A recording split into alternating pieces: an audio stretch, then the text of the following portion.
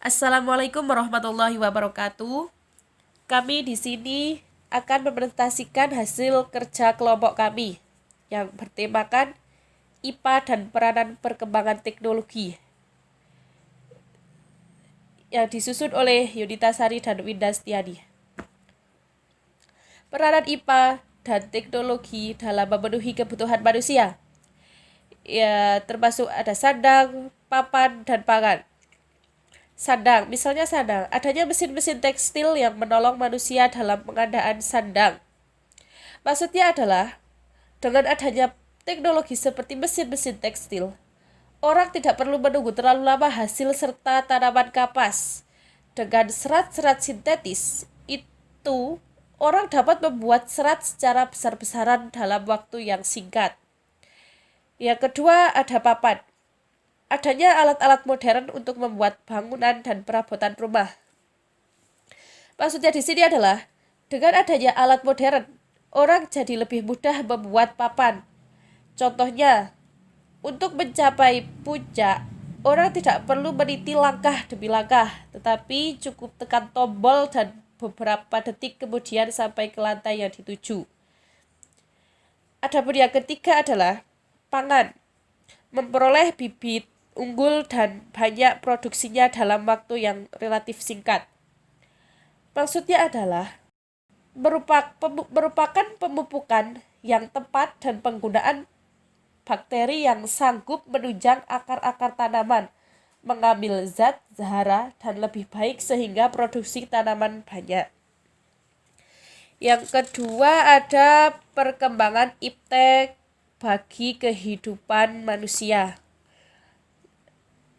Ada 4 bidang dalam perkembangan IPA dan teknologi bagi kehidupan manusia. Yang pertama ada bidang transportasi. Digunakan untuk sarana transportasi yang efektif dan efisien. Yang kedua ada timbulnya pencemaran udara dan berkurangnya lahan pertanian. Maksudnya adalah, dengan diterapkannya iptek, seseorang dapat membuat sarana transportasi.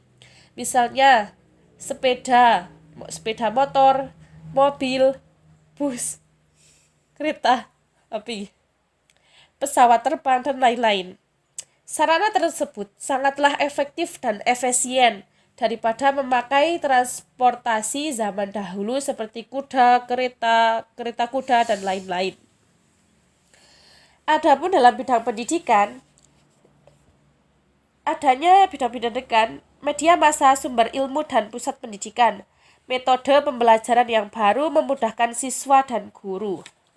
Maksudnya di sini adalah, dengan adanya media massa, guru bukan lagi menjadi satu-satunya penyampai materi, sehingga siswa dapat efektif mencari ilmu baru dari media massa. Yang ketiga ada bidang komunikasi.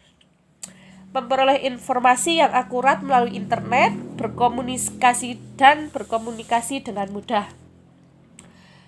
Maksudnya adalah, dengan internet kita dapat mencari dan mengatasi informasi terbaru sehingga wawasan pun bertambah. Yang keempat ada bidang ekonomi sosial budaya. Meningkatkan rasa percaya diri bagi negara, terjalin hubungan baik dengan negara lain. Nah, maksudnya adalah, dengan alat komunikasi sekarang ini seperti HP, memudahkan kita untuk berkomunikasi dengan teman maupun keluarga yang jauh sehingga silaturahmi tetap terjaga. Dalam bidang sosial budaya, maksudnya di sini adalah, dengan adanya iptek budaya, negara akan lebih dikenal sehingga menaruh rasa percaya diri dan saling menghargai. Dan yang terakhir ada perbandingan iptek di berbagai negara dalam perspektif sejarah, yaitu mendorong kemajuan dan kekuatan suatu bangsa sehingga mempunyai ekonomi yang kuat dan disegani negara lain seperti Jepang. Akan tetapi perkembangan iptek di negara berkembang dan maju sangatlah berbeda. Maksudnya di sini adalah, di negara berkembang, perkembangan iptek cukuplah sulit karena masyarakat masih berada dalam posisi pemakai. Sedangkan negara maju, terdapat suatu kaidah bahwa untuk penelitian dan pengembangan mereka menyisihkan sekitar 2-3% dari GNP untuk keperluan tersebut. Oleh karena itu, mengenai perkembangan iptek ini, hendaknya kita belajar darinya yang terjadi di negara maju.